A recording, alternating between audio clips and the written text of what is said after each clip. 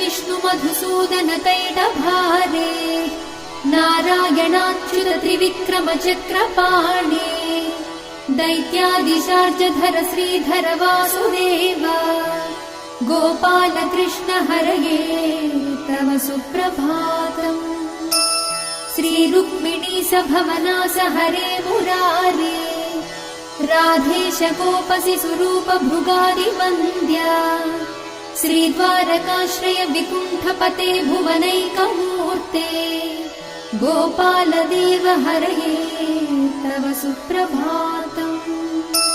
मीनाकृते कमठरूप वराहमूर्ते त्रैविक्रमाय नृहरे भृगु राम राम श्रीराम कृष्ण यदुनन्दन कल्किरूप गोपाल कृष्ण हरये तव सुप्रभातम्।